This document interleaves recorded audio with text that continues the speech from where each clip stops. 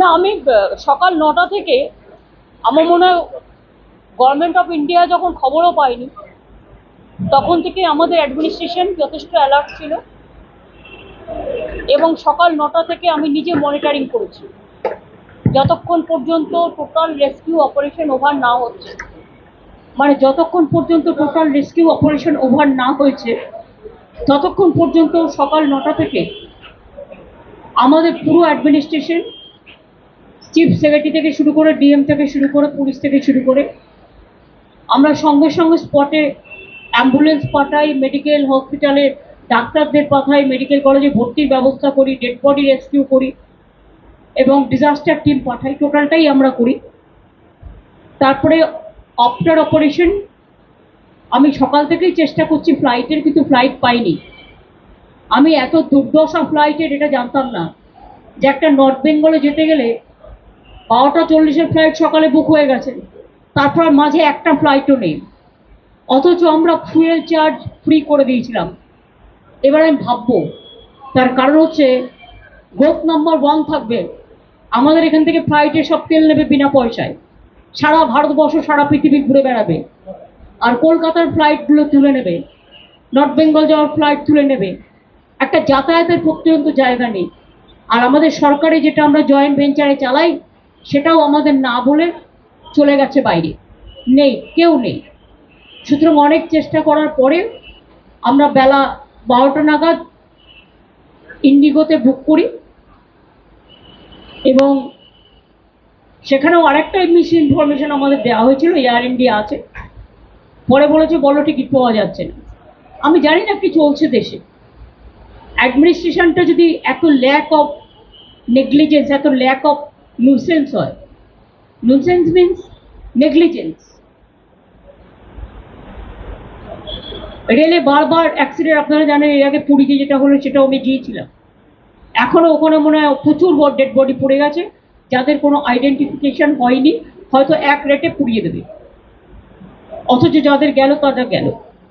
দেখুন, অ্যাক্সিডেন্ট হতেই পারে, অ্যাক্সিডেন্ট কারো হাতে নেই, এটা ফ্যাক্ট, কিন্তু সাথে সাথে এটাও ফ্যাক্ট অ্যান্টি কলিউশন ডিভাইস আমি তৈরি করে দিয়ে এসেছিলাম। এই যত দেখছেন কলকাতা মেট্রো থেকে শুরু করে, বেহালা থেকে শুরু করে, যত নতুন মেট্রো, যত এবার এই যে গঙ্গা কি যেন বন্দে গঙ্গা টঙ্গার কিসব নাম দিয়ে যেন চালাচ্ছে বন্দে ভারত, এটা দুরন্ত একমাত্র স্পিড আপ হয়েছিল আফটার রাজধানী। সেটা কোথায় আমি জানি না, হয়তো সেটাকেই নকল করে একটা যেটুকু না করেছে তার থেকে বেশি ভাড়া বাড়িয়েছে। প্রতিদিন শিয়ালদায় মানুষের কি নিত্যযাত্রীদের যা সমস্যা আপনারা প্রতিদিন আমি দেখতে পাচ্ছি, এবং আমি জানি না এই জায়গাটায় কেন বারবার এটা ব্ল্যাক স্পট। তার কারণ হচ্ছে এর আগেও গাইসাল ইনসিডেন্ট হয়েছিল, যেটা মনে রাখবেন, ওর থেকে একটু দূরে চোপড়ার কাছে বর্ডারে ফাঁসি দেওয়াতে আজকে যেটা হয়েছে অ্যাক্সিডেন্ট, এটা আরো মারাত্মক হতে পারত। একটা ট্রেন এসে যখন আর একটা ট্রেনকে ধাক্কা মারে তখন ঠিক থাকে না একটা বডি কোলাপস হবে না 10টা কোচ, ইট ডিপেন্ডস অন। সুতরাং তাও 70-80 জন আহত, এখনো 20 জন ক্রিটিক্যাল আছে। আমি যেহেতু কোনো যাতায়াতের ব্যবস্থা ছিল না, চেষ্টা করা সত্ত্বেও, সেই জন্য দেরি হলো, কিন্তু আমি অপারেশনটা টোটাল করে দিয়েছি। আমি এখান থেকে নর্থ বেঙ্গল মেডিকেল কলেজে যাব। চোপড়ায় যেখানে সব কাজ হয়ে গেছে, নতুন করে আমি আর যাচ্ছি না। আমি সকালবেলায় ওখানকার এমএলএ হামিদুলকে ফোন করেছিলাম, ওদের আজকে বকরি ঈদ আছে, আমি বড়কে জানিয়েছি, সঙ্গে সঙ্গে স্পটে যেতেও বলেছিলাম, ও নিশ্চয়ই টেক কেয়ার করেছে, বাদ বাকি প্রশাসনও করেছে। আমি নর্থ বেঙ্গল মেডিকেল কলেজটা করব, করে আমি তারপরে রাতে আমি শিলিগুড়িতে নিশ্চয়ই থাকছি না, কারণ আমি একটু কুচবিহার চলে যাবো ডাইরেক্ট, কারণ কালকে আমার দুটো কাজ আছে, আমি ওটা করে তারপরে আবার কাল সন্ধ্যের পরে ফিরে আসবো। অ্যান্টি কলিউশন ডিভাইস নামটাই অ্যান্টি কলিউশন ডিভাইস, ওরা কিসের কি নাম দেবে তা আমার দেখার দরকার নেই। অ্যান্টি কলিউশন ডিভাইস আমি যখন রেল মিনিস্টার ছিলাম তখন করেছিলাম, এবং এর জন্য আমি কোঙ্কন রেলওয়েকে কাজে লাগিয়েছিলাম, মুম্বাইতে, গোয়াতে, আমি নিজে মাডগাঁওতে গেছিলাম। সেটা দেখার পরে এটাকে আবিষ্কার করে প্রত্যেকটা ট্রেনে লাগানো হয়েছিল, যদি ড্রাইভারও ঘুমিয়ে পড়ে অ্যালার্ম দেবে। দুটো ট্রেন কাছাকাছি চলে আসলে আটকে দেবে, এরকম নানা রকম সিগন্যালিং সমস্ত।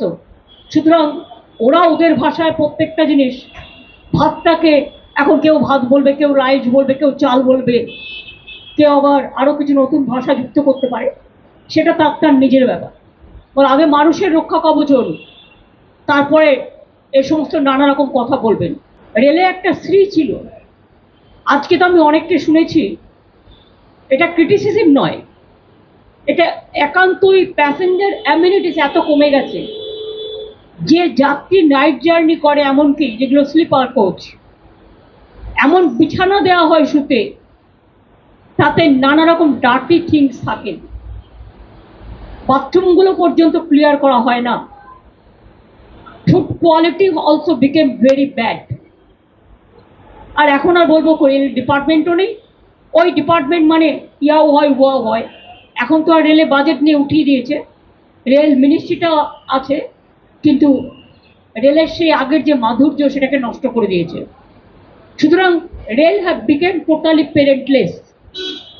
Only you can see railway at the time of inauguration, so many talking points and so many beautification of words, and just like it's a fashion, but they don't take care about the passenger amenity. I'm sorry, I worked as a railway worker, so I know the things.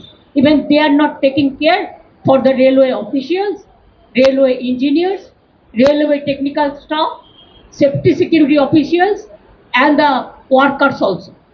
They are also in problem. Their old pension is being withdrawn, whatever I have seen through the newspaper. But totally, I am totally with the railway employees and railway officials. They are trying their best, but this government is careful only to take so many measures about the election, how to go for hacking, how to go for manipulation, how to go for rig the election, and if the number one is the party to it. I'm not only telling the government who are the organizer, then where the country will go. Is it not the mockery?